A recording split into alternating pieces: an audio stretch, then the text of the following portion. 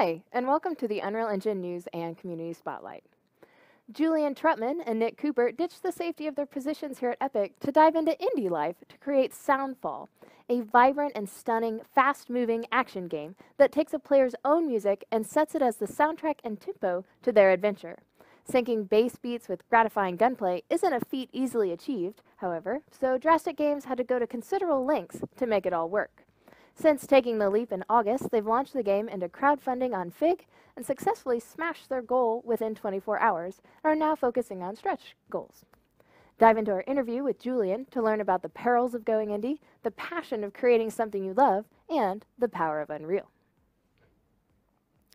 The Soul Calibur series has long been one of the most respected fighting game franchises in the industry, with revamped modern graphics and a fighting system that is as deep as it is accessible. It's no surprise that the recently released Soul Calibur 6 has garnered rave reviews.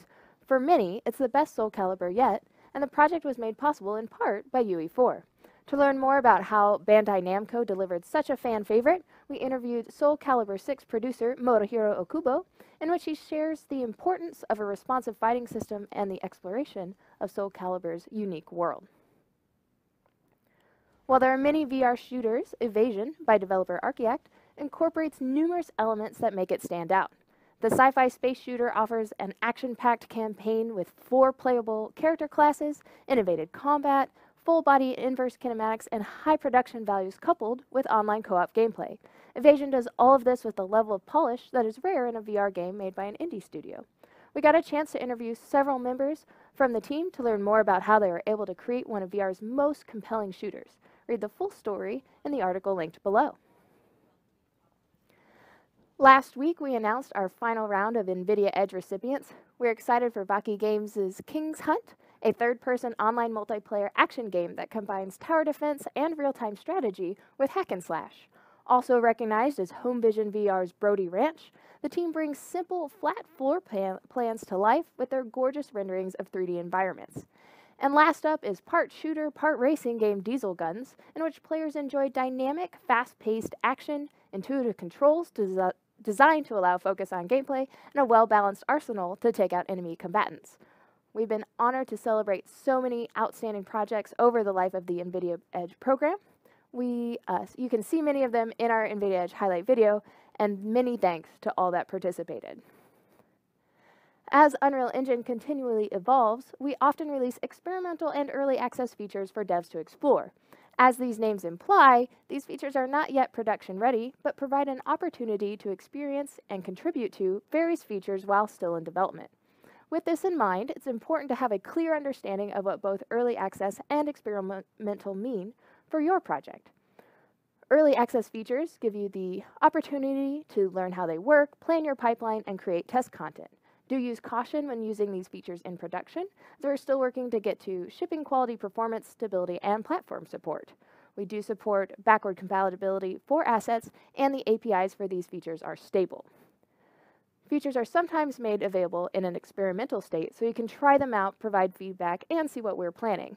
We do not recommend shipping projects with experimental features. Please keep in mind that we do not guarantee backward compatibility for assets created at the experimental stage. The APIs for these features are subject to change, and we may remove entire experimental features or specific functionality at our discretion. Previously, we shared the story of Vox Populi Productions' switch to UE4 for their 2018-2019 season of ICI LaFlac. Now, they've released a white paper, ICI LaFlac Broadcast Quality Within a Tight Timeline, which you can read to learn more about their pipeline and how they're turning around half-hour animated shows in under a week. Dive in using the link below. And the National Academy of Television Arts and Sciences has awarded Epic Games with the first Technology and Engineering Emmy for Unreal Engine in the 2017-18 category, 3D Engine Software for the Production of Animation.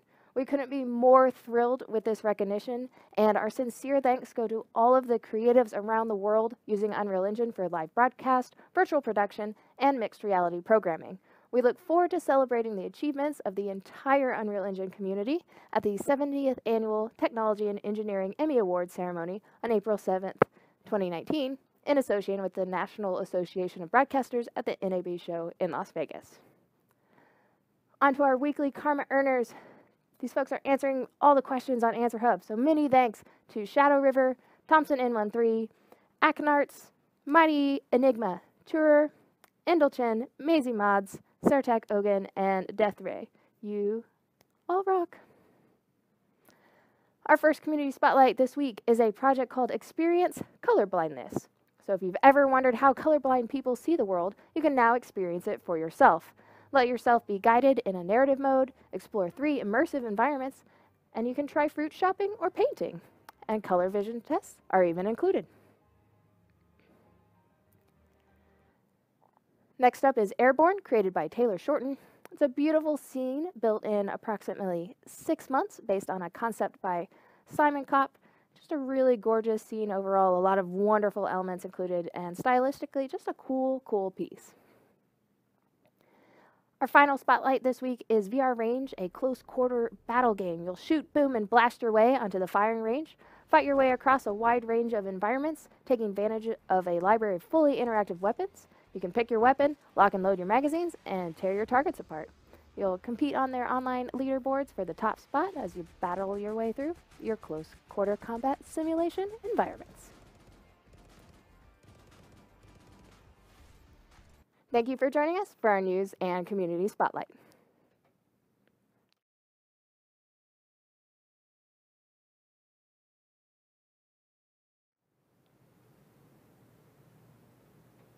Hi, and welcome to our Unreal Engine live stream. I'm your host, Amanda Bott. With me, we have the wonderful Gwen Frey, creator of Kine. So thank you so much for joining us. It's good to be here.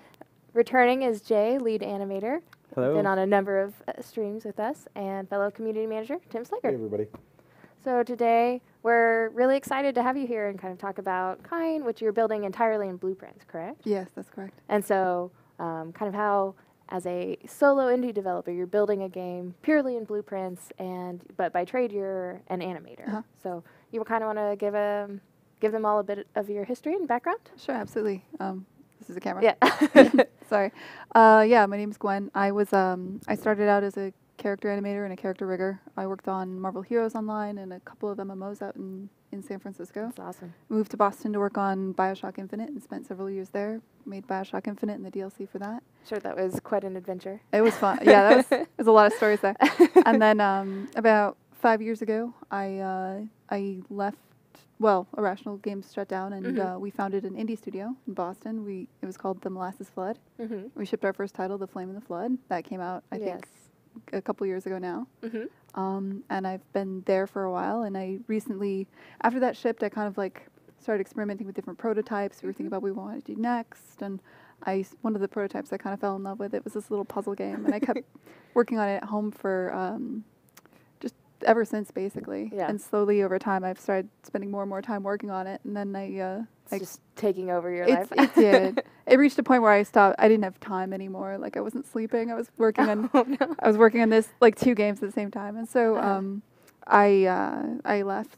The Molasses Flood, things are going really well there. I hired a replacement, and I've left there, and I founded a new studio to just work on Kine. It's this puzzle game I've been making. Do we want to show the trailer? Yeah, do you want to show us the trailer? Oh, yeah, this is a trailer from March. Yeah.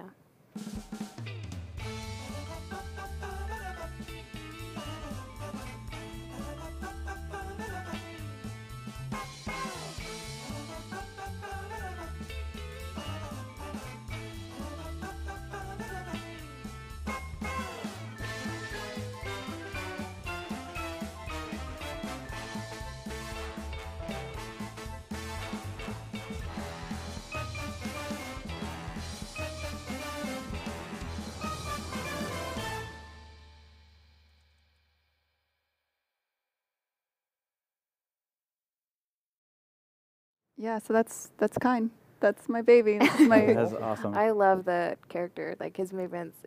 He feels so alive, even though he's a robot. That's the idea. So it's about these 3 little machines that dream of being musicians, and it's about them. It's a narrative puzzle game. So there is narrative that you don't really see there, but these 3 little musicians are forming a band, and they're struggling along the way, and they're trying to find their big break. That's really cool. Yeah, and that's all you. Like, textures, environment, Yeah. everything. One indie dev. That's amazing. From scratch. No big deal. Yeah, no big deal. Just a Tuesday. Well, I've been picking at it for a while. Like I didn't do this like in a weekend, right? Right. Like that trailer was something I made. I was working on that and I showed that back in March. So that's actually kind of older art now at this point. But yeah, it is a lot. It's a lot of work. That's for sure. So, you started off as an animator, so I'm sure you went into this knowing how you're going to do the animation, but was there an aspect of developing this where you really had to learn some things? Like what was the biggest thing you had to overcome? So when I first started, it was like a prototype for, I was playing around with different ideas at home and I wanted to come up with something initially, because we were prototyping games, but I also had this idea where I was like, okay, what if I make a character, like a bipedal normal character, that instead of having walk cycles and stuff would push off of walls and would kind of tumble around the world. And I think that was one of the initial prototypes that actually kind of eventually became this. Another thing, this was basically a mashup of a bunch of prototypes. I was also working, like I downloaded this, on the Unreal Marketplace, there's a tactical game for making like a tactics game, like a grid-based tactics game. And I was playing around like, I'm going to make a grid-based tactics game. And, so some of that wound up, basically it was a mashup, an amalgamation of a lot of those. And I have, ironically, do you remember I used to make these videos that were like time-lapse videos of development? So at the time while I was prototyping, I was recording my screen. So I actually have some videos I can show you from like back. Yeah, that'd be awesome. If you want to show like the first video, this is. So this is showing you just developing. This is like. Yeah, like this is, so like, this is, oh, I remember this. This was when I thought I would make. One of the prototypes I was working on was like, what if there's these little machines? This is broken as shit, and they like fight in like in its 2D in this way. This was an idea I had at one point. Keep in mind, this was all back when I was prototyping also things for the molasses floods. We're like, what if this is when I mashed that up with the grid-based. I basically took what I learned from making that grid-based tactical game, and I like copied some of my blueprints over, and I started working on this. This is actually the closest thing to Kine. So you can kind of see how I accidentally sort of stumbled into making a puzzle game. I've never made a puzzle game before. Like I didn't intend that when I started. When I started, I was just playing around with a lot of things. And by the time I reached this point, I was very intentionally not working on anything that would have animation, because every day I would go to work, right, and I would animate for the molasses flood, like. Right. So this is like a break from animating. Exactly. So this is like an animator trying to come up with something that's not animation, but. I was having so much fun making prototypes and stuff. I kind of fell in love with scripting and blueprint scripting, and just fell in love with the idea of making this. So. That's very cool. Yeah. Very cool. So do you want to show us the game itself, or do you want to load it up? Here. So while you're doing that, we actually had a question come in. Partly Atomic says that they love games, but they're always stumped when it comes to creating a variety accessible. Wow, I can talk today. That's fun. Creating the variety of accessibility and the challenging puzzles necessary for a full game. Do you have any resources or anything that you would recommend? For making a full game versus making... for making a puzzle game? Yeah, specifically they're asking if you have resources for puzzle design, because they love making puzzle games, but coming up with a variety of different levels, like... Yeah, I mean, I'll say So when I started this, I didn't know I was making a puzzle game, right? So I didn't do any research whatsoever into that. Okay. And I found out after the fact that there's a community of people that make grid-based puzzle games specifically. Follow like Alan Hazelden on Twitter. He has a really great Discord. He's Draknek. That Discord, I think, is a community of people who make puzzles and who support each other and show each other's work and stuff. I love that community. I think they're really cool. Now, would you repeat the name of it just to have a second? Sure. His name is Alan Hazelden. And Alan Hazelden. Yes. Okay. And his Twitter is Draknek, and he has a Discord on there. Okay. Draknek? Yeah, DRAKN. E or A. We'll dig it up. Yeah. Someone will find it. Hopefully, good luck, we'll get there. guys. We'll dig it up. Yeah, but I'll admit, like they're actually really extreme. Like they're designers. Like I've never designed a game before either, right? Like I come from an art background. You're designing a game right now. I am. That's true. Yeah. Now I am. But there was a lot of learning. Like you have to keep in mind I basically made the game once, like enough puzzles for the game. Scrapped it, started over. I can show you those. Like, do you have like the second video? I'll show you, or maybe we should. Yeah, we'll toss to that one. Skip to the third, and I'll show you like So here's the second Oh, one. this was like when I was figuring out the art style and stuff. But yeah, like when I first started out, I was making all these like I made a bunch of puzzles. Some of them were set to music and some of them weren't, and basically all of them got scrapped. And I got to where I was by making a lot of stuff that I ended up killing. Like this was one of the first. This is about when I realized I should make a puzzle game. It was about when I started doing this. Yeah. Like that right there looked complete, like a complete idea. Yeah. So this was about August last year. Was when I was here. I want to say, and then I knew I was going to take this seriously. I was going to make something, and I planned to kind of like put it on itch. And then that was when I started Twitch streaming development, and backing up my streams to YouTube, so you can watch everything from about here onward. Like you can watch me make it live on YouTube and on Twitch. Okay. My Twitch is Dire Goldfish. Dire Goldfish. All right. Yes. Same as your Twitter handle. Right? Yep. Dire Goldfish. Do you feel like streaming on Twitch helped, one, build up interest in your game as you're in development, and then I know sometimes our developers have experienced like other devs will come in and join and actually help in your development, so they'll offer solutions as you're going. Did you have that experience when you were streaming? A little bit. There's a lot of different reasons to stream on Twitch. I'll say for me it was useful, especially because I was working a lot. It was useful to keep me focused sometimes. Okay. Because you can't alt-tab to Twitter. Like when you work a lot, like I'd work an 8-hour day and then I'd go home. And it's easy to kind of get in the mindset where you take a lot of micro breaks, go over to Twitter, go over to Facebook and stuff. And so when you're streaming, you can't do that. And so actually for me, it was more of a productivity tool. Like people are watching. And it's really clever. It keeps you. Yeah, there's only like 5 or 6 people watching me back then, especially. But they'll still hold you responsible, right? Yeah. So like, how many people do you have now, or like, what's your highest peak you've had watching? Oh, I mean, it's still not that. It's a small group. Like, I know everybody. Like, the other thing is most of the people, I wouldn't say I found a lot more followers on Twitch necessarily. Most of them came from Twitter, or like people I just happen to know or whatever. But so it's like 30 to 50 people. No, more like 30-ish people usually. Yeah. That's great. Yeah, That's and then cool. like another 30 on YouTube or 50 on YouTube or something. But yeah, like it's small, but it's cool. The things like the trailer get a lot more reach, for instance, 'cause that gets posted around. Or I took I applied to something called the Left Field Collection, which is like it's a really niche indie space at EGX. Okay. And so I took the game, I got accepted, and they showed off the game, and I got to go watch a bunch of strangers play the game at EGX, which was pretty sweet, yeah. So that's been great too, because that gets you a lot of feedback. Right.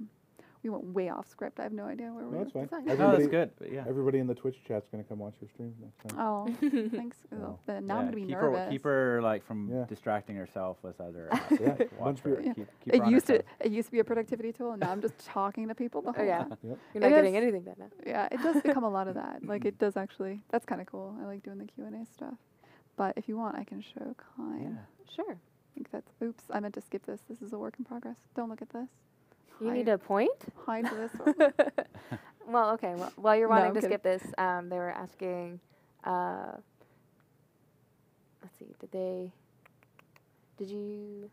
Unreal stream? Did you use toon shading a while back? Help.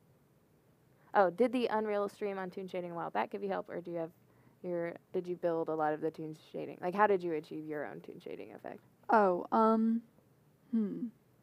I mean, no, because that came out long after I established kind of what the game looks like. Let me, let's just zoom in on this. This is all very work in progress. The environment's a work in progress. Don't hate me, guys. But how did I come up with it? I just liked playing around with the materials. I can show you the toon shader. Hold on, let's take a look at it. Yeah. Let's open it up. Or we can Oh, I've come this back isn't- around if we want. No, it's all right. Let's just do it. Dive right live. in. Yeah. Okay. So for the materials, sorry, I've got to like get used to this mouse. I know. The single monitor setup is Yeah. always the challenge on the stream. It's also like I can't read. It's so far away. You see character materials. Oh, go. I don't. Oh. Materials. Are you sure you have character materials? Oh, there. Oh, Is yeah. Let it me shared just- character material? Yeah. Yeah. Yeah, there it is. That's tuner mat instance. Oh my god. Okay, here's the base character material, which all the others are like instances off of this. I think it's pretty simple. So you just did A lot of this this right was here. cut. Yeah. Yeah. So this basically I was playing around with it. It looks like Jesus, what have I done? I have to refresh my memory because this is actually stuff I did a very long time ago. Oh yeah, okay. So what I ended up doing was I got the I would find the rotation of the character, and I would find a vector that goes from the character to the camera, and I would, as you rotate the camera around, I'm dragging like a highlight around I'm scrolling a UV.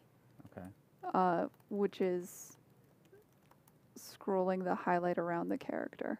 And what this lets me achieve is things like, I remember why I did this too. I can show you on the bell of the player. I could do a deep dive into this later because this is difficult to like talk about on the fly. But so like on the trombone, for instance. Let's see if I can get this to work. Oh, it's not auto-activated. Damn it. This is going to be hard for me to show right now. That's all right. But It's all right, basically, we get the basics of it. yeah, there's just a highlight that scrolls around based on UV. Because the UV is wrapping, basically. That's great. Yeah. All right, here, let me Yeah, show. because we assume you probably can't deep dive into everything because this is what two years of work. Yeah. Would you say? Yeah. And it's just I didn't know exactly what I'd show today Yeah, yeah. because so we are kind of doing it live. This is where. Whoa. This is a grid-based puzzle game. And so your goal is obviously. to get the sheet music, right? Yeah, you're composing music as you go around. Did starts you out make really all of the simple. music? No, that is the one thing I actually hired a composer I'm working with here named Mitchell in Boston, and he's been a huge part of the game is the music and how as you play through the world the music builds. I've always loved working with musicians. That's very awesome. Yeah. I'm just going to cheat and show you different parts of the game because there's a lot that's not in the trailer.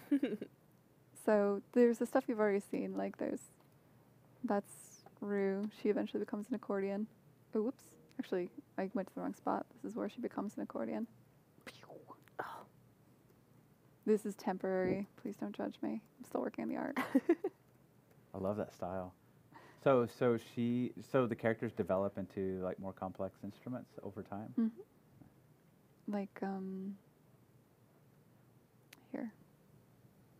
And is that giving them like more abilities? Like as they get complicated, they can do a couple more movement things. Yeah. So, all right. Yeah, check that out. So you gotta like, you can bang your head against the wall. You can fall off the world. Oh no. Ah. I like that. Yeah. I won't call it a death screen, but that, Yeah, it's like a cool Scribble. scribble effect. Yeah. Yeah. like on a racer. Now, do the characters have names? Oh, of course, yeah. So this is Rue. Rue. She's a sweetheart. She has six. She's kind of got multiple personalities. She's got like 6 personalities. This is Quat. Let's talk about Quat. Oh, let's introduce Quat. Quat's a nerd. And he's the drum Yeah. percussion. Yeah. He's a nerd. He's the kind of like the nerd in a bad way. Like Pocket protector. And, nah, like he's the one where like if you're at a movie and he'll be the one that's like say he'll be like, no, physics don't work that way. This movie, the logic is so incorrect. Like he's the rules lawyer at your fucking D&D game. That's awesome. That's Quat. It's like, God damn it, Quat, nobody likes you. That's Quat. And then there's Euler. Euler's a dreamer. Let me find I love him. that you have like stories and characters and personalities. For Oh, these. of course. It's fantastic. Euler gets into, he's rough. He gets into jams sometimes. He's a hard time of it. Poor Euler. But he'll get there. Oh. Right? It just takes time. Yeah. I have faith in Euler. So Euler's also, everybody likes Euler though, obviously. So they've kind of been asking, did you ever feel the need to, so you've purely been developing Blueprint, did you ever feel like you needed to extend to C++? Not yet. I haven't hit the wall yet. We'll see, right? Like eventually. But right now I've been able to do everything in Blueprint, and it builds to, because of that, the project file is really small. I don't have to have it, like I can just use the latest editor. I don't have any drama anytime I want to upgrade to the latest engine. So that's kind of nice. And compiling is super fast and that sort of thing. That's great.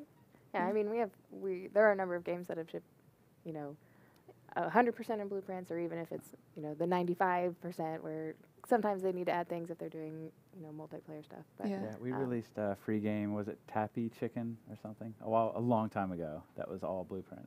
Yeah.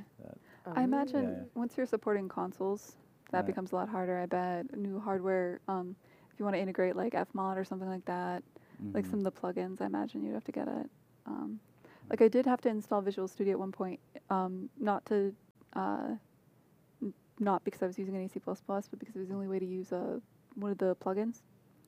Okay. Because some plugins will, even if it's you don't mess with it at all, when it comes time to package a build, you'll have to have Visual Studio installed. Needs the libraries of it. Yeah. So that'll happen sometimes. But other than that, this is all right. So Euler and Roost are a little thing on the side. See, because they're in love. I was going to say, is there any sort of relationships? Yeah, it's bad for the band. They shouldn't. Yeah, it is. It's not good for the band, but this is all temp art and stuff. They're on like a little boat together. Oh, how cutesy. Figure out how to get forward. Now, would this be a single player experience in that case, or? Yeah, this is all a single player game. What else happens? So there's a lot of this kind of stuff. Later on, they can go dancing. No. They can go. Let's see, what's a hard one? Give me a hard one. So when you're planning this stuff out, like obviously there's the mechanics of the level and the puzzle, but are you coming up with the story first and then creating a puzzle to help with that? It depends. At first I was coming up with the puzzles, right? And I was the story was sort of coming together in my mind. I sort of knew what I wanted them to be. I knew their names first. And I knew kind of a lot of it's an you get it. Euler, Quaternion, and Rue, right? The world is built on so if you exit out entirely, if you get all the way out of here, you'll see the world's built on a constant basis. There's a bass line that plays the entire time through. That's deep. You feel, oh man. It's wow, you just blew my mind. Jay, it's set in Euclidean space. Wow. This game was for you, Jay. Yeah. I made this for you, man. This is what happens when animators make games. You get actually, it is true that animators, when you start, you think a lot about your character first. Oh yeah.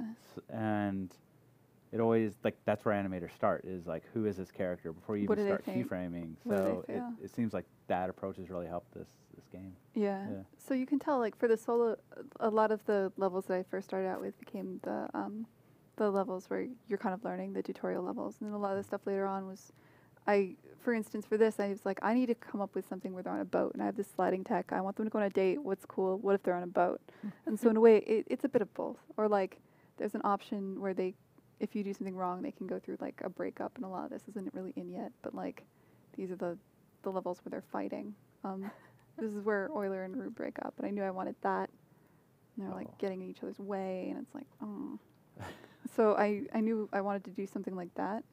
So you've blueprinted a breakup, is ultimately. Yeah, that's deep. They're getting in each other's way in the gameplay. Yeah. And this goes on for a little while. They're mad at each other. And I assume the music accompanies that emotion with it. Oh, I love it. For this part particularly, I wish I could show you the music, but Mitchell did an incredible job. Where everywhere else in the game, the music's building up and gaining stems, whereas here you're losing stems. And it's getting more and more bleak. And oh, this looks great. Yeah, you've put so much thought into this. This is great. I don't remember how to A beat lover's this quarrel. That's awesome. So how did you come up? What made you decide on the name Kine? I'm not supposed to tell you because they said it's lame. I'm supposed to come up with a lie to tell people. What? Who told you it was lame? My friends. They're you need to come up with a better name, and also you're lame. I think it's a great name. Oh, thank you. I liked it. I thought it was a cute name, and also it's short for kinematic. Right. Yeah, you get it. There you go. You feel me? That's not a dumb. Yeah, that's good. No, I think it's fine. You should question if those are your real friends. Yeah, I would find out. Yeah. I don't remember how to beat this one. Shit. Every now and then on stream, I realize I can't beat my own game, and then I feel weird about it. Oh yeah, I got it. No, I don't. Well, Yes. it's one of those, like, you've seen so many different levels at that point, right? And Yeah. trying to keep them all straight in the exact order of operations to get through each one. Yeah, exactly. I don't feel like there's any, like, oh. So, you know, on my prior animation streams, you know, I always say, like, there's a way to do something, not the way to do something. So Yeah. I love getting into how do animators solve these issues. So can you go into some of the animation issues? Animation, yes, Or- right. yeah. I feel bad because I know. Or do you want to get into that yet? Do you want to show? No, we can. Okay. Like, I know, like, usually I talk about animation stuff in the past, and this is a project I did where I started out with, like, I don't want to work on animation. I'm specifically not going to animate anything. And so a lot of it's procedural. Like, Awesome. the Oh, vast nice. majority of the, like, the movement system, all the way you move, it's all, the bounce is all procedural. There's things, ooh, there's something I should show you. This is the coolest part of the animation system, but you won't understand it until I, like, Yeah, show us. all right. Yeah, they're definitely curious to see your blueprints on, like, how you built the movements and the characters. Okay, absolutely. We'll get into that. Let me show you this first, though. Let me go to, like, would it be in the book or the scroll? I don't remember. I think it's going to be in the book. I'm trying to remember. I'm just trying to, I think this would be a good map to show you because it's the easiest way to see it. Okay. So when, like, a character is on top of another character, see how, like, she's kind of moving. Oh yeah, With she that. takes Oh, that's on cool. the motion of Yeah. Or, like, in fact, how all of it is syncing is kind of unique. And that I realized one of the hardest things when you're working in these kinds of games, you know this, is animated attachments or getting two characters to animate at the same time. Yep. Or getting them to work together is extremely difficult. Right. And usually it requires a lot of tech, and I'm one person, and I didn't want to, like, write a whole system for. Yeah, 'cause sometimes you get, by the time you've updated it, you're now a frame behind of Yep. the other character, or issues like that. Or just even if you get two characters to start an animation at the exact same time, making sure they stay in sync necessarily, so, like, Right. they don't swim through each other or whatever. Or lining up two characters.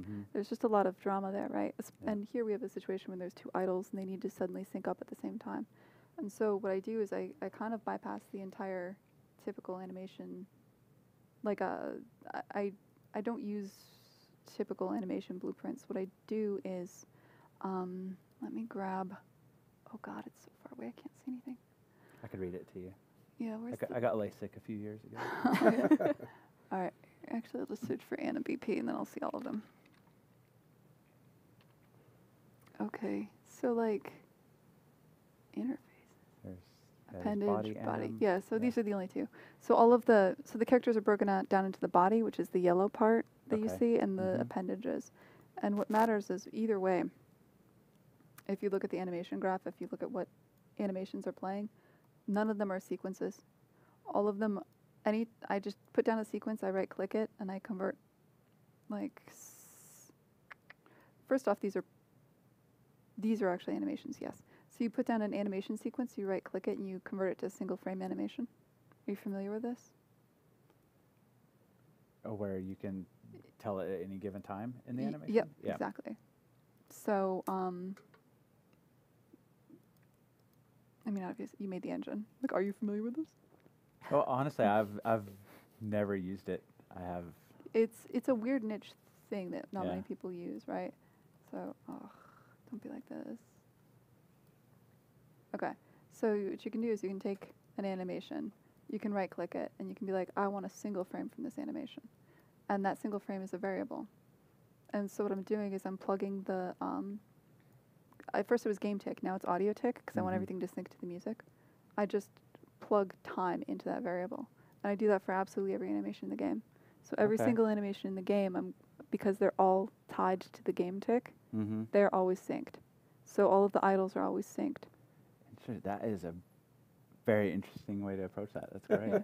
Yeah. And so, like, And the limbs are different. Like, when I first started the game, I didn't know what the characters would be, and so I built them as bodies with limbs, and limbs can change. And then, like, a limb can go from being 2 units long to 1 unit long, or 2 units long to 0 units long, and so forth. Right. And I didn't have any of the art done for that. And I eventually added the art on, but I still have this system, and I like it for flexibility, where the limbs are completely different skeletal meshes with a completely different rig. Okay. So like for the drum, you have the body, and then there's one skeletal mesh that are the symbols that are just kind of attached to the character. Okay. And the way that, but it looks like one character. They're all animating at the same time, even though there's 3 different skeletal meshes, and the limbs are running a different animation blueprint than the body. Okay. I export that from Maya as 3 different animations, and they're synced because they're all tied to the game tech. So when you export, you're basically exporting 3 different FBXs based on different selection sets, or however you do it in Maya. Yep. And then Yeah. People in chat are raving about single frame animations now. Yeah, Yeah. groovy, yeah. They're yeah, because in essence, a single frame animation with that value, it's almost a way to kind of use whatever means you want to like scrub at any given So you time saw in that. my GDC talk at the Tricks of the Trade this year, I hope maybe, was the Yeah, about okay. the, Yeah. Jay, I love you, man. It's our front But- row. So you remember you can plug in, a lot of that was the same idea. Mm-hmm. You don't animate a turn in place. That's some, I can't, like, this is some AAA bullshit that got set ages ago by teams that have way too many animators. And if you're on a small team, you start making a turn in place animation, sync up, Sync with the blend. capsule that's doing it. Yeah. sync with a capsule or My blend last with your animation idle. stream was on a turn in place method. Oh, I That's didn't know exactly what he explained Using- how to do. Using the old, really bad way. So, Yeah. No, it's. I think it'll get you really good results, but it requires a lot of work, especially for animation teams. And I'll Right. tell you, on BioShock we did the same thing. Like we animated Liz turning in place, and it took what, like 12 animations, because you got to do to the right and to the left. Yeah. To the right if you're taking 3 steps, to the left if you're taking 3 steps. Mm-hmm. And blend them all together and determine, like, you'll always get foot sliding no matter what at certain points. Whereas if you, instead of that, you make one animation where you're turning in place entirely, and you make it 360 degrees.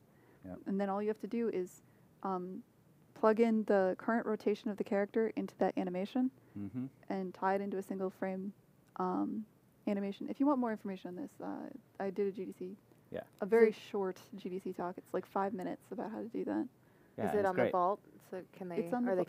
can? You can go, it's also on my channel. If you go to Gwen Frey, the TA, Okay. on YouTube, Mhm. I actually just clipped out exactly how to do it. Oh, nice. So- Yeah, Gwen has a few of these like cool, just like simple techniques that actually get you really good results. Like, it's just what happens when sometimes when you're lower on resources, like people, you end up coming up with more intelligent ways to solve things. being I would- scrappy. Yeah, Well, scrappy. some of these things like the quadruped solutions and the things I say, you can get 95% of the way there with very little effort if you think carefully about how to do it. Yeah. But I mean, it's also cool when people like you mocap dogs and stuff. Like that's great too. Wait, I love mocap dogs? I love the Let's AAA talk about stuff. that afterwards. That's awesome. Oh, Never mocapped a dog. you've never No, mocapped a dog? I no, thought everybody did just, that. Just people. Just Just people so far. Yeah. So okay, so if we were to open up Sorry. one of these animation things right now, what would we see? Like, Oh, is that basically? Yeah, I don't have my, because I transferred over to this computer, I don't have my tools, but what I can show you, let me see, I did have mine installed. Let me open up, I mean, what would be cool to see is like how you're breaking these animations into components. So like, Sure. say a part that's attached to the main character. Does that have an animation that's playing that synced, or are you using like any kind of rigid bodies or physics to get some of the motion? Or No physics at all, it's all just keyed animation. So like this is Quat, let's see what this is. This is his idol, okay, as you can see here. And all this is it's 3 different rigs under 3 different namespaces in Maya. Okay. And I don't have my tools, but I have a thing that just basically, all it does is it goes into the referenced files, because I'm referencing in 3 files, and I'm just constraining the arm to a socket, right, which is matched up to the, ooh, this might be a bit longer to explain, but, so there's 6 bones that just exist in each body, which are just the 6 sides okay, of a cube, right? And I specifically have them be bones, so that in Maya, I can bring in these appendage rigs, constrain them to those bones, or And also in Unreal, I can get the same result by bringing in the skeletal mesh Right. and attaching them to the bones. Okay. And that way it's the same process for both. It keeps everything really clean. And I have Nice. a tool that lets me that I wrote that just kind of like says this face 3, attach this limb. And that's how I do it pretty quickly and keep it simple. Interesting. Yeah. But yeah, so this is technically 3 different. I'm animating it as one as my workflow, but it exports as 3 different FBXs, one for the one for each side and one for the body. Actually, technically, this exports as 4 because the stand is technically an appendage in game. Okay. And I do that for a reason that I'll show you why I do that. So, say, what's the easiest way to show this to you? When an appendage is against a wall, see how this isn't animating anymore? Right. And here it is animating, but this isn't animating anymore, but this Yeah, is. that's cool. So, Yeah. if it's floating, it'll animate. If it's against a wall, it will not animate. Mm. And all I'm doing there is I'm saying, if you are in, so the appendage, the way the blueprints are set up for the appendages, let's talk about that for a minute. Because that'll explain, oh man, I'm being all switched around here, Jay. Because I know animators always love to see, like, what is procedural, what did you, like, usually if you keyframe a lot of stuff, we call it brute force. Like, we've made assets that solve all these things. But yeah, like how that piece is hitting the wall and staying still, that's procedural. Like, are you using? I don't know if I'd want to call it procedural as so much as it's just logic in the animation blueprint. So Gotcha. I have a variable that's like limb against collision, and if it is, stay in bind pose. Okay. And Wow. that's it. So the limb is staying in bind pose. However, the way the skeleton is structured for appendages is a lot of this is deleted. You can ignore most of this, but there's a root, which is the thing that's, like I said before, this is attached to the face of the body. Nothing's actually skinned to that. There's the socket attach point, which is, if you look in the animation blueprint, where can I find you? That is, basically that is, let me see here. Attach socket. All right, so attach socket to owning pawn. What I do is I get the owning component, which in this case will be the, like, say the symbol, right? Right. The skeletal mesh for the symbol. I get the attach parent, which will be the body of the character. I will get I'll find the name of a socket, which is called skin. Basically, like it's the socket that you're attached to, _ skinned. I just know that's what it's called. I find that location every tick, and I set that as the socket attach point world space location. And then every tick I take the where I need the symbol to meet the body, and I just set that manually in world space using a skeletal controller. So that's I don't know where I put that. That might be higher up. I guess I could find it in like a second if I wanted to. Set get. There you are. So yeah, I just get where it should be and I put it there in world space. And so that's why if I had just said be in bind pose and nothing more, it would say where it attaches to the body wouldn't animate, and so they would fall out of sync. Whereas this keeps them kind of in sync, even though it's against a wall. And the effect is, I mean, it's subtle, but it's really important in some places. Like, I mean, that's one of those things you look at it and, going in, and if I were to see this, and I'm like, hey, an arm sticks out and needs to, like, stay steady to the wall, a lot of times we'd say, well, let's just do a, like, IK to lock it there. Or, and then you're doing, like, a trace to the normal. Or, you're, like, building it that way. But this way seems... It's just a bit simpler. Simpler, and you're not calculating as much. You would have to do the same thing anyway, in a ways, because you'd have to, no matter what, you have to find out where it, well, you would have to find out a way to, you would either have to find out where it has to be in world space for IK and then pin it there, which you could do. You could do that. You could, yeah, you could. But that's what's beautiful about this is it's the there's more than one way to do it. Yeah, and totally. there's not a right way or a wrong way. And I usually do things the wrong way, and then, but every now and then it works out. I do too. This Just one- we don't tell anyone that. Yeah, you make it look easy. It's all about the end result. Yeah. And of course it's got to run on a platform. But yeah, Right. Yeah, That's kind of important. yeah, that's Little important. bit. Just a Having a little, game. little part of it, right? yeah. That was a big fear, honestly, when I started. I assumed at some point I'd have to move everything into code because I thought it wouldn't run it right. Working entirely in Blueprint, and I found, don't get me wrong, like I have performance problems, but a lot of that is still at this point art and still things I can really easily optimize. Great. I found Blueprint, like it is probably less efficient, but not to the degree that like the Yeah. naysayers would, or like that you know.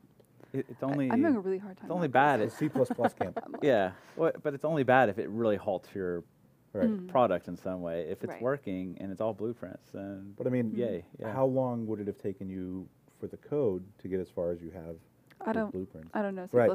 Right, So, so would have been a non-starter. Yeah, Yeah. it would have been, Yeah. Yeah. this game wouldn't exist in its form. exactly. So I think Blueprints was perfect for this. Thank you. Thank you. You're cool. You're my hype. You're Even my though new my hype joke- man, Tim. Even though my joke was bad? Tim has the greatest jokes. sir. I do. So when you're rolling this character around the grid, is there a legit like root motion rolling animation, or you're interpolating like a position and rotation? Okay, so there's some secondary motion here that you're seeing when you land. But other Right. than the secondary motion, and Uh-huh. obviously there's procedural motion for her for the pedals. Oh wow, I forget how complicated I made some of this stuff. This is a lot. Some of But this is yeah, a while I mean you back. have like a lot of like overlap and settle when Mhm. after she does her move. So like I said when I started, a lot of the overlap and settle came later on. If you Mhm. look in the trailer, a lot of that doesn't exist, and it was let's see how I did this. So for the basic movement, Mm-hmm. it's easier if I just describe this than if I show you the blueprint because there's Yeah, a yeah. lot of blueprint. But what I'm doing is when you hit a key like WASD or the arrow keys, Mm-hmm. in that moment, I test and see if you can move into the tile you're going to. Okay. And then I'm like, okay, what is the world space position and orientation that you'll be in? Also, what is the world space position and orientation that you are now? And I have a lerp that goes between them. And how long do I have to do this, which is by default 0.2 seconds. Okay. And so what I do is I'm like, okay, move start now. Here's your start location, here's your end location, here's the duration of the move.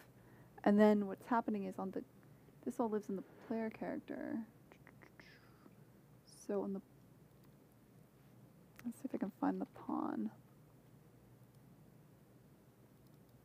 So there is something hanging off the tick, every tick on the pawn, where I say, every tick, check if you should be extending a limb, check if you should be transforming a limb, check if a transform is finished and you should be sliding, and don't worry about that. And so basically every tick I check and see, okay, are you moving? Okay. And what I'm doing there is I'm checking this bool. And most of the time this is false, because most of the time you're not in the middle of doing a move. But if it's true, then it runs through and it says, okay, I am in the middle of doing a move. What is the percentage through the move that I am?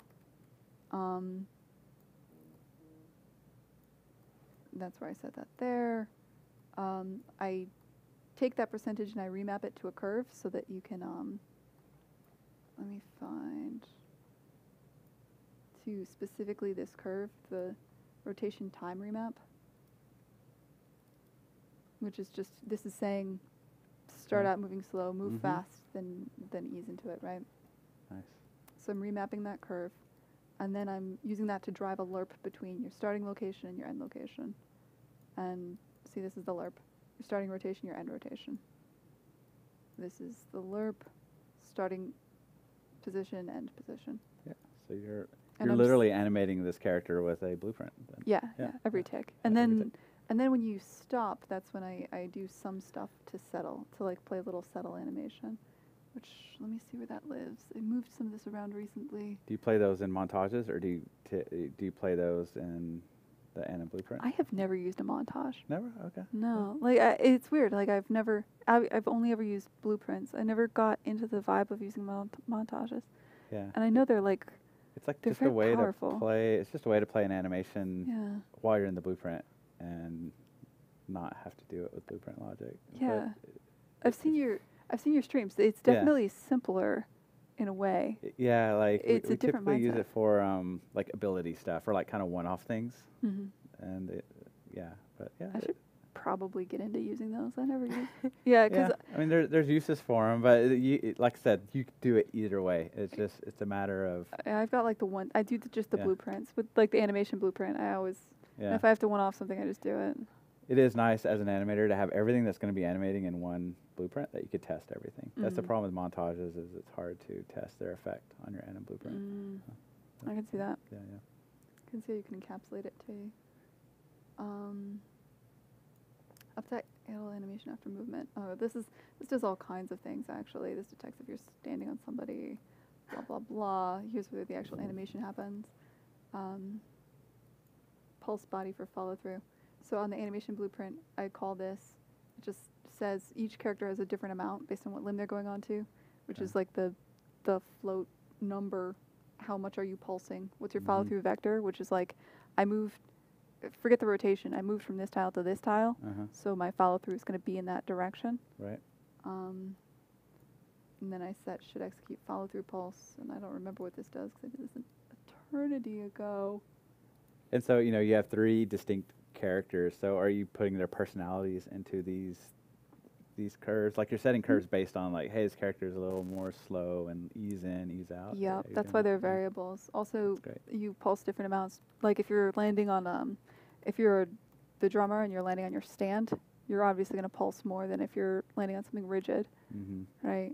And so that all gets set there. And yeah, and so like there's a all that drives something. I don't even remember what. Somewhere, states, spawn, locomotion. Yeah, I would love to like kind Here of we look at go. your states. Here's Yeah. the follow through pulse. So there it is. Like here's the Okay. vector. Here's the pulse amount. I'm using. I like that you have cached poses. By the way, I really love that update. Yes. I know it's Those eternity so ago useful. for you. Yeah. We didn't have that on the Flame and the Flood. That was just a lot of. It was just a mess back then. And yeah, so this. Okay, so I take the follow through vector and the pulse amount, and I drive a bone, which is just the body. Okay. I use that to move a bone. And what am I doing? What is this? Oh yeah, You're don't worry about scaling it. yeah. Yeah. This is I decided when when you land you should kind of get a little I was gonna say that you like should a little scale squash out. and stretch. Yeah, a and little st- squash and stretch. So yeah, so this is just it's procedurally moving you down a bit and scaling you out a bit. And as you can tell, that's just kind of like a pose. So I'm mostly managing that by you blend into this and then immediately blend out of it. And how you blend into it is kind of like a curve. I'm blending to a pose over a curve, and then blending out of that pose according to a curve that are set in the transitions. Nice. So yeah, if you're in like a Maya DCC app or something, that's where you have your poses and your curves. This is essentially allowing you to change those curves in a real-time environment while hitting the same pose, which Yeah. is like it's great. Well, hitting a different pose, right? Because the pose is set based on variables. Oh, right. Yeah. So like the pose could be different and the curves could be different depending on the character and so forth. Yeah. So yeah, man, it's all. That's brilliant. Yeah, I was always a Procedural. fan of David Rowson's what was it, Overgrowth? Oh yeah, stuff. yeah. He would do like single poses and curves and Yeah, that was cool. Yeah, it's fascinating. So. It's very unique in the way that it's. But you said I think there's no one perfect way to do any of it, is there? It's what There- works best for. Well, it's what embodies your game and helps give it its uniqueness, uniqueness, right? yeah. Like, if you did it the same way that everybody else builds their games, then all the animations would feel the same. Right. But the point is that it gives it a different feel, and personality. style. Yeah. Yeah, and that's awesome. I think it's super cool, and to see that it's being done by one person and it's all your imagination coming, manifest is really. Yeah. I mean, I'm a huge believer in parameter-based animation. You know this. We've talked about this a lot. Like, it's why we're friends and stuff. It's like, like The all parameters of your friendship. all of my talks have been about how to not have keys in Maya and move them from a DCC app, but instead in how to have everything be variables. I think it's important. I think a lot of the stuff that's really powerful in video games lately has been, and a lot of the stuff I love about the Unreal Engine, is the ability to drive everything based on variables. Don't have I hate the World of Warcraft falling loop into landing animation blend into idle, right? Like the blend from loop into land into idle. I think it'll never look good. Whereas if you just have an animation that is a landing that you animate, and then you select the frame of that animation based on how far you are from the ground, you can have a land that looks perfect every time. And that wasn't my idea. That was Loren's idea. Right. Yeah. That's very familiar to that was a process in Paragon was use parameters to then pick the right frame of animation. Yep. And it gives you a more in sync performance to what the game is doing. I stole that from Paragon. I thought that was brilliant. I think there just needs to be more of that in every way. Like I just think we need to, like, I don't think we should stop with falling animations. I thought what you did there was great. And there's actually a good reason behind that as well. Like when you're making a game, games are not made perfect. Like when you first make the first iteration of your game, a lot of things actually suck about it. But while you're making your game, you're making assets like animations for it. But things are inevitably going to change, like character speeds, transitions. But you've already made all these animation assets for it, right? So if you don't have a parameter-based thing, now you have to update all these keyed assets to update it. So the parameter stuff allows you to do dials and knobs the whole time. I think it's important to pursue things like this, especially for larger teams, because I think the best games are the ones where everybody is able to work and iterate as much as possible for as long as possible. And as soon as you have this thing where it's like, oh, we can't fuss with the level design anymore because we've built out the environment art and it's locked down, that's when you've made a huge mistake. And I feel like in animation it's the same way. I feel like if 3 days before content lock, the designer wants to change the speed of a reload, they should be able to do it. And the system, maybe it won't look like exactly perfect, and maybe there'll be some rework, but I think that's so important still to just be able to do that, because if everybody can iterate, as soon as you reach a world where everybody can iterate the entire time, and you can get in as many iteration loops as possible, that's when you make the best possible games. Right. Yeah, because you don't want a good game to be held back from the art team didn't have the schedule to create new assets for the new speeds, right? And then therefore your game has to suffer. You want it's always gameplay first, no matter what department you're in. You're always supporting the fun gameplay aspect. And so things like this are perfect for fine tuning that. Right. Absolutely. Yeah. I'm a big believer. All right. So we got any questions? Open it up. Oh, yeah, we do.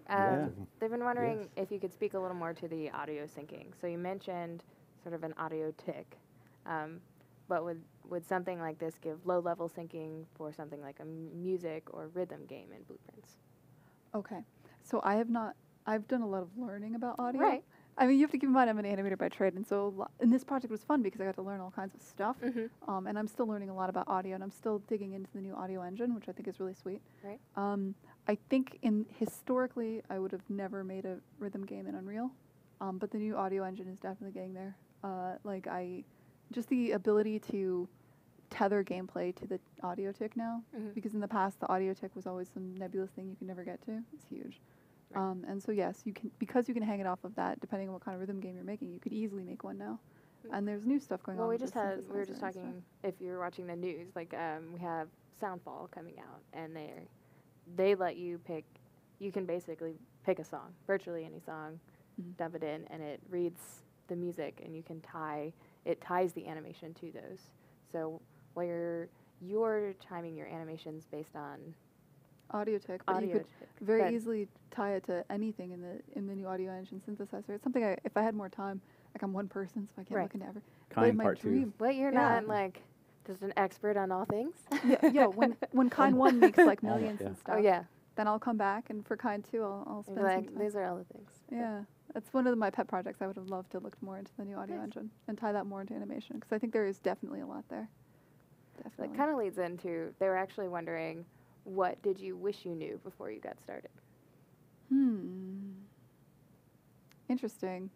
Well, I didn't know I was making a puzzle game at first. Surprise. If I did, well, it would have been nice to know that. It would have been nice to have played more puzzle games and stuff. I think that a lot of the going back and rework has actually been on the design side, surprisingly. I guess that shouldn't be a surprise. I've never designed a game, but like there was a lot of rework there. I wish I knew more about that going in. So do you feel like ultimately, because you were making prototypes and then they sort of morphed over time, do you feel like you wish you had spent more time in the like early development and like research phase to help inform? No, development? I honestly don't believe that. I think because you can easily just go down the wrong path if you do that, right? I think it happened the way it had to happen. Like I think it's better to learn by doing and then rework it if you have to. I think spending too much time in pre-pro is a huge mistake. You should always you should feel like you're not in pre-pro even though you are. You know what I mean? Yeah. Like you should feel like you're making the game and then discover, oh, that actually wasn't what I was making. I'm making this instead. More organic and letting it like have a life of its own until like you achieve Absolutely. what has the best feel. Yeah. I've heard the analogy before of being a chef. Like rather than plan out all your ingredients perfectly, it's kind of like mix in taste, adjust, and taste, and Yeah. it sounds like that's the better approach to get something. Just keep, Yeah. I think a lot of people get stuck in decision paralysis, especially early on, where they're like, I want to do this the perfect way. Let me do all this research. And all that time you're spending, there's a saying that an okay plan executed immediately is better than the perfect plan executed tomorrow. That it's just better to just start like doing that. it. And if you just keep doing it and you just keep working, at a minimum you'll learn stuff. And I don't know, that's just how I've always Yeah. worked. That's great advice. Do you worry that you'll continue to iterate and continue to iterate and continue to iterate to the point where you just you don't release? You just keep wanting to improve? No, because I mean, I have different things holding me accountable. For instance, do I? I guess I don't know. I'm not afraid of that. Maybe I should be more afraid of that. Oops. But sorry. no, it's okay. Like I've reached a point where I'm like I've finished the puzzles for the game, for Right. instance. So right now I'm in the art polish and writing phase, and like I'm not going to go back and revisit the puzzles unless I have a very good reason to. Right. So I've already reached a point where I'm like, I know exactly how big the game is. I've written it. Right. And now it's finishing it. So at this point, I'm not worried about that at all. There might have been a time where that should have been a fear, or should have been a fear, but wasn't. You have to keep in mind, I was doing this while I had a part-time job. Like initially a full-time job, and then a part-time job, and I just left to found Chump Squad and do this like full-time. I just went full-time on this a month and a half ago. Yeah. So, because there's a lot of freedom when something is your part-time thing, where you're like, oh, I have money coming in, and like I can spend some time and I can play with this. And even then, I didn't. I knew there'd be an end date. I knew that there was a Right. maximum size of the game and stuff. That's good. Yeah, that's what I always worry about when I think about making a game is, where do I have a content lock, or where do I say that this is I've made enough, because we're our own worst critics, or our own best critics. So I'll criticize every little piece until it's the paralysis by analysis kind of thing. So it's awesome that you have moved past that and are getting to the point where you're putting the polish on it. Yeah, I think a lot of that comes down to experience, and another part of that is always having deadlines that are external and that you cannot move. And I think that's true. We had that, so when we made The Flame and the Flood, we made it in 2 years, on time and on budget, and a lot of that was, all right, we have to have this much done before we take the game to PAX. We have to have this much done before we take the game to, we need to have a trailer for E3 for Microsoft to show. And we have these firm deadlines, and it's not like PAX isn't going to wait. Right. Like if we're late. Wait, we're not ready. Let's push So- back a week. Yeah. Exactly. So you either cut scope or you finish. Right. And once you get into that mindset, at any given moment I have a deadline that I'm working towards for some reason. And I have a list of things that'll get done for that deadline. At least now. Yeah. Back at when I was just playing around with prototypes, I didn't, but that was, I didn't know what I was making back then. Fair enough. Let's see. they're wondering if you wanted to create. Now here's your animator. Put your animator hats on. Right. Okay. If you wanted to create a more stop motion feel, they wanted to know if you would still use Slurp, or is there a way to do like stepped curves and blueprints? Ooh. How would you try to achieve that? I have opinions about this. I'm gonna let you go first. Oh boy, her Ooh. opinions are gonna be way better than mine. No, they're not. I might use, well, if you do 2D, what's the flip book? You know, you could use that. We do allow stepped frames and we do allow stepped frame interpolation in animations. So I wonder if you like interpolated at a sub 30 frame rate to get it, or randomize, like kind of randomize the animation progression more than a single frame to get kind of Because inconsistency. your compression is gonna murder it if you try to do it just through keys. Yeah. So you've got to do yeah. something. It would have to be, and you can't. I mean, you're. Like a lot of things contribute to the stop motion look. One is like lack of motion blur, and then like this imperfection of like in betweens. And so I think It would have. It depends on what your goals are and why you're trying to achieve that stop motion look. I think if you were serious about achieving it, you would basically have to do sprites or some sort of, not necessarily sprites, but I've seen some good stuff with material shaders where it's like a clay shader, where, you know, like when you watch old clay stop motion, you see like the thumbprints kind of do that. I've seen that effect. So I think So that's the visual side. that's the visual side of it. Asset. Yeah. on the animation side. On the animation, you just can't LERP, right? You're You really had thoughts. Yeah. I want to hear your thoughts. No, I would have. First off, I've seen people try and fail so many times. I don't think I would try. I would ask why you want to do this and what this is achieving for your art style. But, or if you're just trying to do something unique. And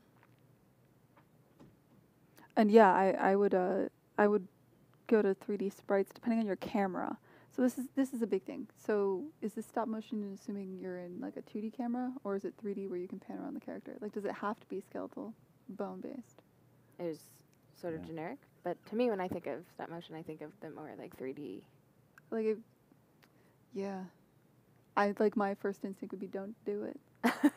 All I know is I've tried to get a stop motion look with animation before, and it looks like, and I utterly failed at it. It just looked like bad animation or bad compression. It does. Was just It's very hard to make it look intentional. You could, I mean, I guess if I had to do it, I would start off by, I would take an animation that I already had as like to test with. I would eliminate motion. First things first, get rid of motion blur and everything from the pawn. Simplify the pawn down. And then I would literally do the thing I did earlier where I go select a frame. And I would select a frame. I would have a timer that's just updating the selected frame. Rather than just to get around any way that Unreal is, any interpolation that Unreal could possibly try to put there, or any animation compression whatsoever. And so I would select a frame based on the game tick at like, I don't know, 20 frames a second or something. Oh yeah, that's the other thing is like a lot of stop motion is done, like the old school stuff was done at like 12 frames a second. Like, so I would export stepped keys from Maya, and I would also, just to make sure there's no interframe, what do you call it, blending? Just to make absolutely sure, I would manipulate the tick and I would call a frame rather than play through. That's how I would start. Yeah, honestly, that's a question that we'd spend like Forever. days on. But that's a start. That's where you would start investigating. And you definitely start with the like, how are you going to get a non-interpolated frame, and then get rid of motion blur.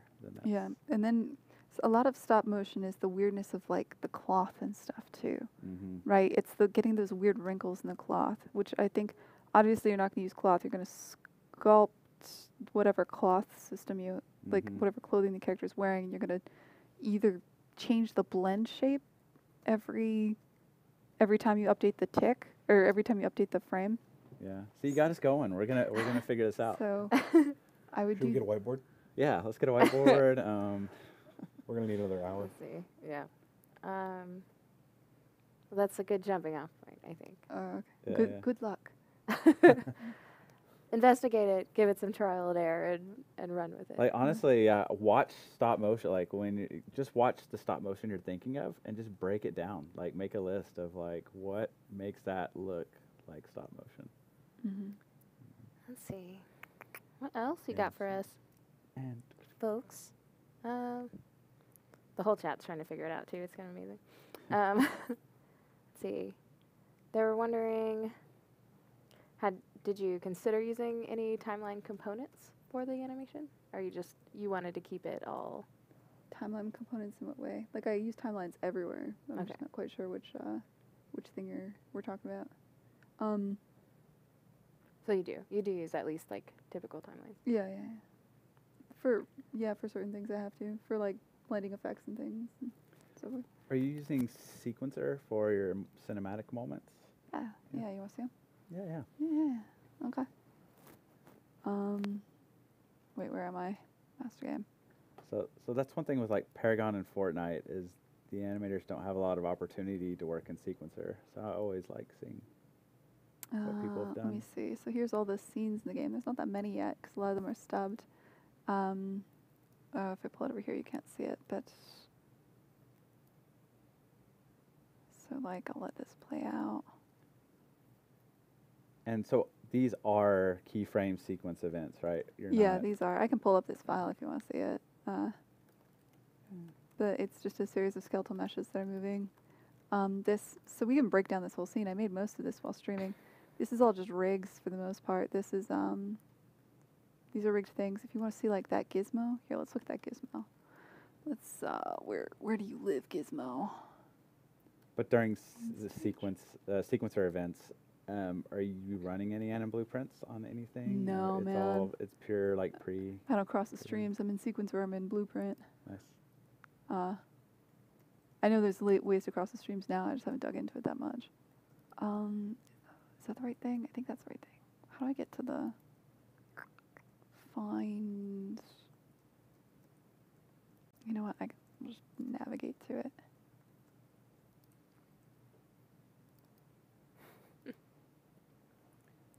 But like for here, your characters are made up of multiple skeletal meshes. Are you dropping each individual skeletal meshes into sequencer and playing them at the same time, or do Yep. you have a cinematic rig? Okay. Yeah.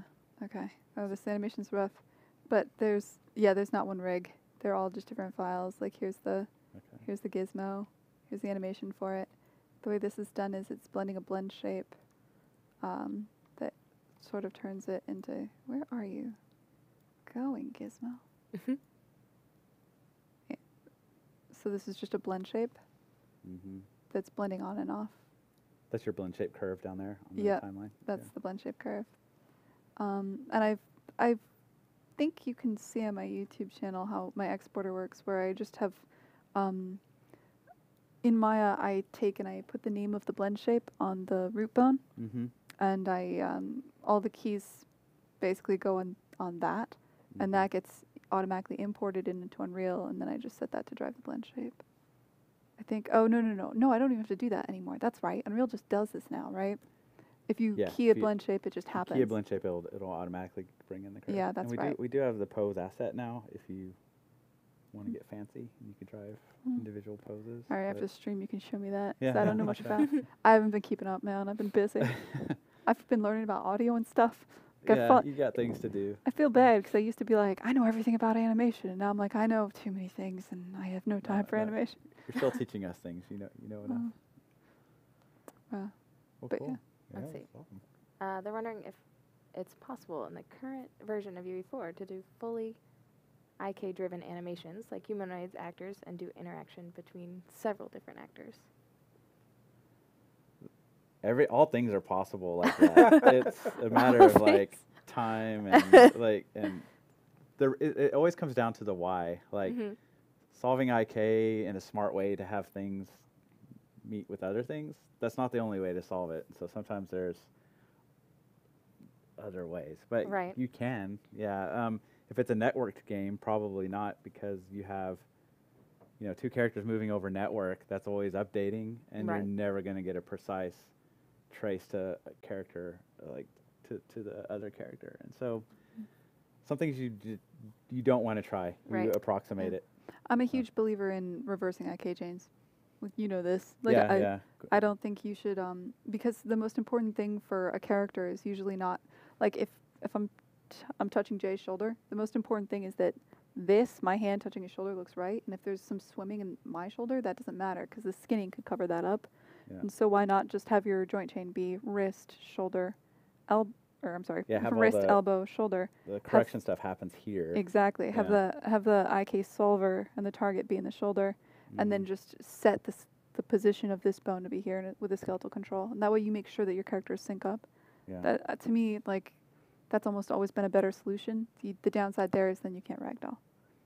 Right. Because if you ragdoll, your shoulder's just like flying out anyway. Yeah, unless you just have super awesome ragdoll that can change hierarchies or like a runtime rig. Yeah, if for there's sure. a way to like change the rig Yeah, for the ragdoll, yeah. that'd be one thing. But Just ideas for the future here, Jay. Yeah. If you want to no, rework your ragdoll tag. we do have a runtime rig in the works that will allow different constraints to turn on and off at different times. So Sure. it's coming. Sweet. that'll be really cool. Yeah, Yeah. that will be But cool. it seems like in a lot of these questions, and this is probably applicable to just game dev at large, is like make sure whatever you're trying to achieve is actually worth it. So it's like Yeah. maybe that thing sounds really cool or it seems really interesting, but like what Mhm. impact does it have, and is there a way to cheat it? So a lot of times I feel like in game development, you know, Mhm. you may think this is the way it works in real life, but this is the way we do it in games. And it's all about you're selling an effect or selling Yep. a movement, whether that's how it's actually done. Sometimes even, you know, like mocap is amazing and you can get these wonderfully, you know, animated faces, but a lot of times in like cartoons or films, I feel like they often then have to go in, clean it up and over animate because it didn't feel right, even though it was like 100% true to Yeah. how you actually moved your face. That's not what people wanted to see. Yeah. Yeah. And so it's always about making sure it feels right regardless of like what's actually. Yeah, and when you list out these problems and stuff, like people around me are tired of hearing me say this, but we tend to skip over the why. Like, why do you want that? Like, why? Because we quickly want to get to the what. And so people are like, hey, I want cool IK stuff. But then, like, back up a step and really focus on the why. Like, really ask her, like, get down to it. And then that'll change everything past that. Like, once you answer the why, everything past that is easier to answer. Maybe. I don't know. I mean- I've been on both sides of this. If you're basically making a game, then I think that's absolutely true. Yeah. But there's also like sometimes you just want to have fun with an experiment at home, and some of those experiments become the things that I give GDC talks about, right? Oh, yeah, true. And Yeah. so like Yeah. I guess I would say like if you really just want to see if you can make stop motion look cool, and maybe you do and maybe you don't, maybe you find a different art style that's cool along the way. Like I think there's something to be said making this is a medium that should be fun to work in, and Right, if you right. think Right. if you want to make a completely procedural character where everything works in IK, maybe you'll accidentally make a puzzle game out of it. Like you don't know, like you don't know what happens. Right. And so if you just keep following your muse, I don't think there's anything wrong with that either. Yeah. Just so long as absolutely it's not your vocation. Right.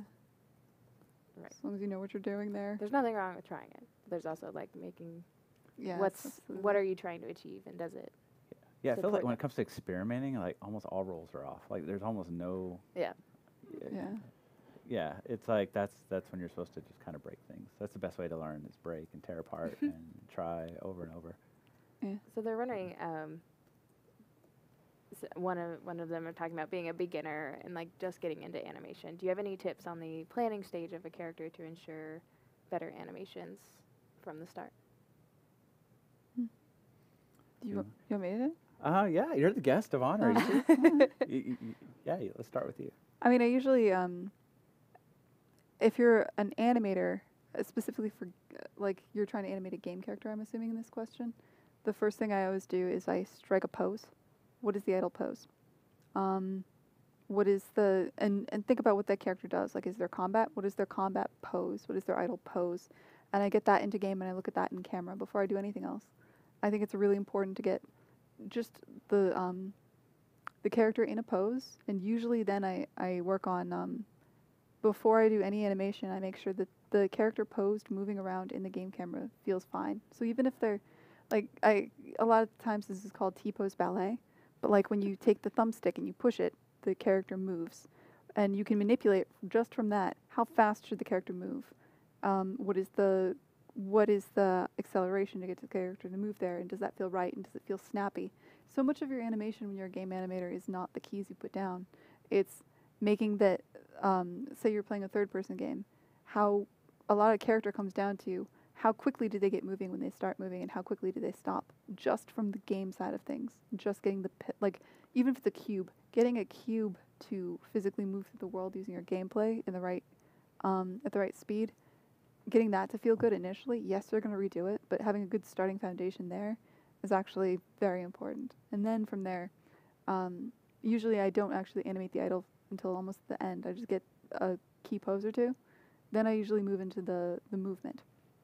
Like, say I have a character and he's kind of heavy and I want him to kind of jump to moving, and then he moves pretty fast, and then he kind of like overshoots a bit and stops. And I'll see how much of that I can get done just in the engine, and then I'll see what the speed is that he moves to, and I'll do like the lumbering motion there. And then the next thing I'm doing is I'm blending from an idle pose to this motion and then out of it, and I'll see how closely I can get that to look good. Just nothing but like the movement without any like idle to move animation or any move to idle animation, and the pose. And usually if you can get that to look good and you can get your character in that, you've done the vast majority of the work. And then after that, it's like, you know, you get 90% of the way there and 10% of the time or whatever. Then it's the tedium of like, okay, now I actually figure out the idle. Now I figure out the fidgets. Now I figure out, is this enough here? How do I get the foot facing to work when I blend from this idle into the motion, and when I blend out of that? And then I worry about the turn in place. But, and you'll add character to all of these things. It could be for a heavy character that's dragging a blunt object on the ground. Like, your turn in place is an involved thing that happens slowly. It could be that it's something that has to happen fast for gameplay reasons. Knowing that ahead of time is incredibly vital. So I would urge you not to put down any keys until you actually have like a cube or a T-posed character moving around in game, because that is animation, is the movement that happens when that's technically code that happens when your character is moving, right? Yeah, and that's a trap.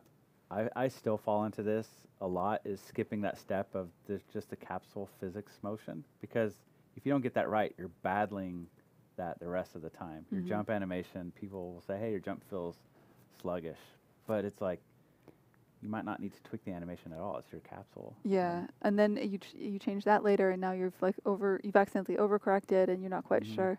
And if you find yourself in that place, I always, there's been times when I've like, okay, replace the character with a cube. Why does get the jump to feel good then? Don't, if you realize that your jump, that something's wrong with the capsule, don't look at it with animation at all. Take the animation off again, get it right with the capsule, then put your character in there, then fix it. Because it's and level gravity too, like the gravity setting on your level can make a huge difference. Just 1.2 might feel better when things fall in Unreal. Yeah. So you described exactly, that's the right way. It's like start idle is kind of like your cornerstone of everything else, and I guess beyond that, just to help add anything else, is like, what systems does your game have beyond locomotion? And those, because you want to figure if those need any more R&D than just a locomotion set. So if it's like climbing or melee or shooting, it's figuring out how those systems work as well. So sometimes it's good just to write down like, what are your big verbs for the game? And then this is where I'll differentiate, where I'm like, also, if at all possible, don't use turn in place or any transition animations, if at all possible, because the second you do that, you lose the ability to iterate. The most important thing is the ability to iterate. The second you've made an animation that is your idle to run, you can't update your idle or your run anymore unless you update that transition, and you're going to end up making a lot of those transitions. So if you update your idle, now you have to update your idle to jump, your idle to run, your idle to everything. So two things, you can live in a world where you finish your idle, you make sure you polish it, you make it perfect before you do anything else, but I'd argue that's a stupid world to live in. If at all possible, try to have as few transition animations as possible for as long as possible, so that you can, if you decide later to change the idle or to change the run or something, you can. Yeah. It's my words of advice. No, that's good. I feel like that's very helpful and it's a good jumping off point and like things to consider. So Yeah. Yeah, it just avoid the desire as an animator to get as much stuff in as possible and see it all. It's like start slow. It really helps. Okay. Good advice. They're wondering, what do you think of motion matching? For instance, For Honor used it. Do you think it'll be a thing in the future or be widely used? Do you want to talk about it from an indie point of view? Like, actually, this is a good question. To you, do you see that as a procedural-like solution, or do you see it as something that's just going to cause a lot of work? Okay, so I see it in the same way I see as an indie now, because I have been indie for long enough that I'm no longer like, I just have a different perspective on things. Sure. I look at it the same way that indies look at mocap, which is to say, I don't know if everybody in the chat wants to be indie necessarily, so this may not apply to you, but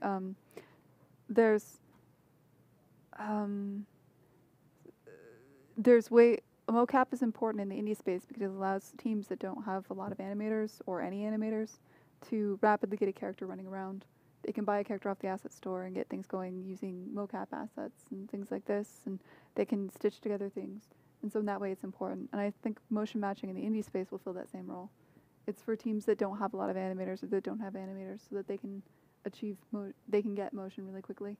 I think it's going to be for the indie space, the sheer number of animations required means you're probably not going to be a person that there's just so much work up front that you're probably in the indie community not going to be making motion matching. It's in the same way that if you're an indie, you probably don't have the budget to build a mocap studio. It's just out of reach in a certain way, and I don't necessarily think that's a bad thing. But I do think, I think motion matching is something that'll be valuable because you'll be able to buy it off of the Unreal Marketplace. So in the indie space, it'll be important that way. Yeah, and I feel motion matching right now in its current form is like step one. So right now it's kind of, people see it as you need a large database of animations from like mocap for it to work. But if you combine motion matching with maybe machine learning that can auto-create missing anims you have from a set, or do more with less data, then I think eventually motion matching will be kind of standard when you, rather than come up with like a big state machine, that will kind of be your automatic way to just know what animation to pivot to. But it's very theoretical, but I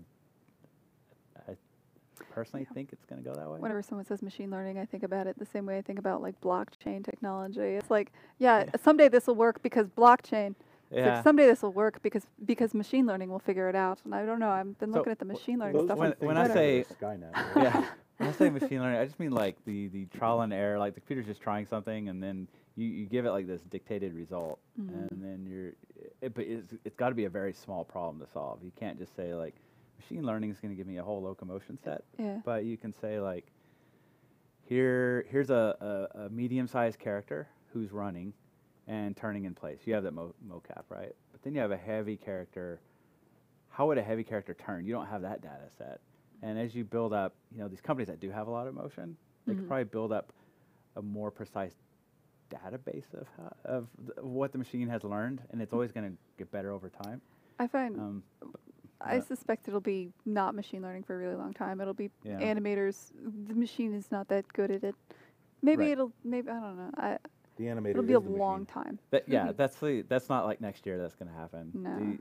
Right now, for me personally, if you were to say, hey, we're using motion matching on your project, and I'd be fearful because it's kind of, right now in some cases it's black box because the computer's deciding what pose to hit whenever you're hitting something in game. And as an animator, I would need a ton of debug tools to say, why did you choose that frame? What was I doing? And so motion matching also needs to come with like a ton of debug tools. Yeah, that's fair. Yeah.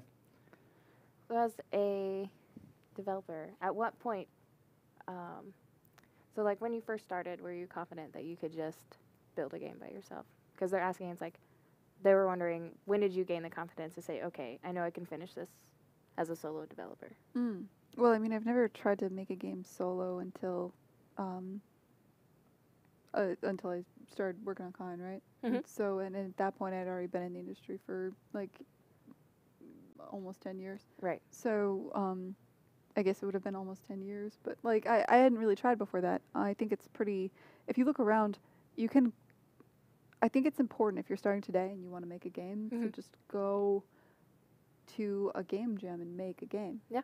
Do the Unreal Game Jams. I hear they're really cool. Hey. There's like the person who was talking about puzzle games earlier, there's something called Puzzle Script. You can sit down, make a puzzle script game. Like a lot of people, now I think about it, I used to make games, we just called them mods, right? Like we just called them different things back in the day. You can make small experiences and then make slightly bigger experiences each time. That's definitely a way to do it. But the question was, where did I gain the confidence? I knew when I started this I could make it immediately, but that was because at the time when I started it, I thought it would be like a 20-minute game. Yeah, it was a small experience. Yeah, and I just had a lot of fun, and I didn't want it to. I was like, I could finish this, but why? And then because it was a hobby, and so I just kept going with it. If I had known if I had set out to, like, if I sat down and I was like, I'm going to make a 5-hour game, I would have been like, I can't possibly, or specifically a 5-hour puzzle game. If somebody who's never made one, I'd been like, no. Like, but I didn't know I was making that initially. So. Right. So I didn't need confidence. I had ignorance instead. It was far more powerful. Ignorance is bliss, right? Yeah, yeah. It's good But to be naive. Maybe that's the point where you were afraid of not being able to finish, right? Like, you know, you're gonna never get to the end. No, it wasn't. I mean, my intention was like to make a couple prototypes, and then at one point, like my intention was to make a prototype just for movement that I could possibly move in a game someday. Right. Like I'm always prototyping stuff at home, and it's usually ideas for things that will eventually be pulled into a different game. I've always prototyped things at home. Yeah. Like, this is a cool material idea. The thing that you guys were talking about, like, why do you make something for no reason? I do that all the time at home. Like, that's Right. basically all I do for fun, right? That's a sad thing to admit. So, No, it's not. It's an amazing thing to admit. but yeah, like, so I've always, like, played around with Right. making stuff at home that I would at one point put into a game. I didn't intend to make a game until, like, I don't know, like a year ago. So you were just prototype. You were just, hey, let's have some fun, and I want to make something quirky and Yeah, see how something works.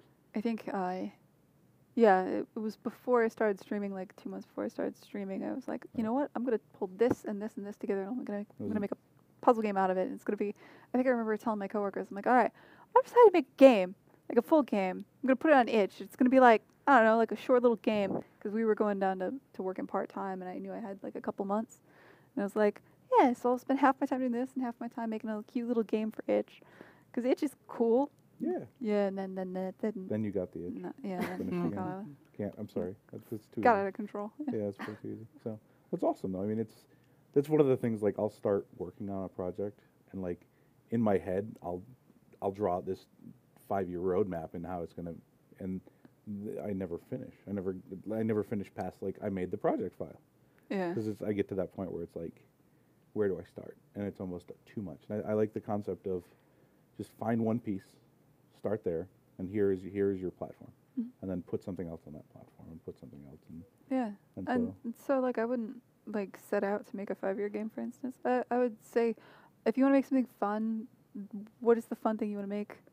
Right. Something that you can achieve, that you can do, and like there's no excuse for not finishing a game right now when people are finishing games in weekends, right? Yeah, so if you've never made a game, take this weekend and make a game. do that. Just do it. Yeah. Just like puzzle script. People do it all the time. Or Unreal Engine. Sorry, I just remembered where I was. Yeah, just do that. I say puzzle script because it's like a little in-browser thing. But like, or, you know, like if you want to make a little experience, make a little experience. Right. Find something fun. Yeah, and there's a ton of mod kits on our launcher that people can download and plug away in and make their own, make the adventure that they would want to play, right? Exactly, So- yeah. It's awesome. Start small, make a thing that's fun, Yeah. and roll from there. That's what it Yeah. kind of sounds like. Yeah. Well, I think that's what we've got for today. Awesome. This was fun. This is Yeah, great. thank Yeah, you you're so awesome. much. No. Yeah. It's super awesome to have you here. Hey, Kine is thanks for having. looking incredible. I'm really excited. When I launch, can I come back? Maybe Maybe. we can work something out. Uh, But no, I think there's been a lot of, a lot of our guests tend to be our own developers, which are great, and that's one perspective. But it's really nice to show, especially as a Right. solo developer making your own game, kind of an alternate approach and perspectives to solving problems that, like, we have larger teams and don't need as many people to solve those problems. So by having, yeah. it's like, I don't know how many animators we Yeah. have, but it's like, you're all of those roles. You're wearing all of those hats, and so how to approach those problems as an individual, and you've clearly come so far, even in just blueprints, building Yeah. and learning all these systems by yourself without like. You definitely learn like you'll never be the smartest one in the room again when you're because you're the worst at when you're a journalist. You're the worst at everything. You can do everything. But you can do everything. You can do everything, but only like not to the degree of somebody who does that specific thing every day. But you have a thing that you're making, right? And That's and absolutely I true. think that's also key. Is like a lot of people get hung up on what to do or where to go or like in a system. And it's like just make a thing, create something, and then you get a feel for the whole process. And I feel like once even if it's a small experience over a weekend, like you've built something from start to finish, you know what that process looks like, and then the next time you iterate or build a new game, you can take all of those lessons learned and you'll do it better the next time. Absolutely, yeah. And so, I think there was a Harvard study at one point where they had some people were graded on how many widgets they'd make, and some people were graded on it was vases. Some people were graded on how I many heard about vases this, they yeah. could make, and some people were graded on half the class was told they would be graded on how perfect their vases were. And in the end, the team that was graded based on how many vases they made more perfect vases. Yep. Because they just cranked them out, and they just got practice, and they just got better and better at it. mm-hmm. Whereas the people who spent forever fussing about like one base. on one vase, they actually didn't make the best possible vase. Mm-hmm. I think there's probably a middle ground there somewhere, but yeah. But keep doing stuff, and that's where you'll Yeah. learn. The But key to yeah. that was there's a deadline. Right. Yes, it's true. And There was an objective. end date. Make Yeah. a vase. Yeah. No. So make a There's, game. Do And the if you, thing. if you have more questions, you can always hit me up. I do stream Unreal development. I will Somebody play actually that. just linked your. Aw. Oh, somebody also beat me to it. Oh, yeah. Yeah. So we just linked Kine on Steam, Mhm. and somebody linked to your Twitch channel. Yep. So you guys make sure you follow Gwen on social media. Check out the project. I think you can add it to your wish list on Steam, right? Yeah, that'd be doing me a favor. Do you have a Appreciate that. target release date? It's going to be next year. I don't know exactly when yet. Okay. 2019. 2019. That's a You- wide range, but It's only But it's still a 365 deadline. days. Yeah. Yeah. There's still. It's before 2020. It is. Right. That we know that much. Yes. Yeah. No, so it was absolutely wonderful having you join us. Thank you. Yeah. Thanks again Super for coming inspiring back, stuff. Jay. Yeah. Thanks. We Jay. always love having you on the stream with us. Couple notes for you all. We've dropped a survey in the chat. So let us know how we're doing, how you like the stream, what kinds of topics would you like us to cover in the future. That always helps us know what you would just like to learn, and that's important for us. Always check for your local UE4 meetups, meetup.com/pro/Unreal Engine. Hopefully there's some great folks in your area meeting up. It's always beneficial, I feel like, to have a community and show people your game early and often, or learn from them. And if there's not, you can always start one. As far as our community spotlight, you saw earlier today, we had 3 awesome games. We're often checking the forums, the work in progress or release projects sections. So that's a great way for us to discover your games and show them to everybody else. You want to talk about the countdown? Of course I don't. So every week we start our stream with a 5-minute countdown, and we love seeing it. It's awesome to watch the speed dev you're doing. So if anybody out there wants to be potentially spotlighted or highlighted on the stream, make a 30-minute to an hour live stream or recording, compress it into 5 minutes, send it to us at community@unrealengine.com. Send us a short description of your project as well as a PNG of your logo, and then watch our stream every Thursday. You may see it. Yeah, And that's it. those things. And Follow then- us on social, Yeah, did follow us all the socials, the Twitters, the Facebooks, Instagrams, Instagram, and YouTube, MySpace. What else? that's too many. Is it? But Friendster? then, yep, keep track of Gwen Dire Goldfish. That's Twitch and Twitter, right? Correct. Yes. Dire Goldfish. So, again, great to have you. We will see you all next week with our epic Mega Jam results. Right. All right, see you Take all care, next guys. week. Bye.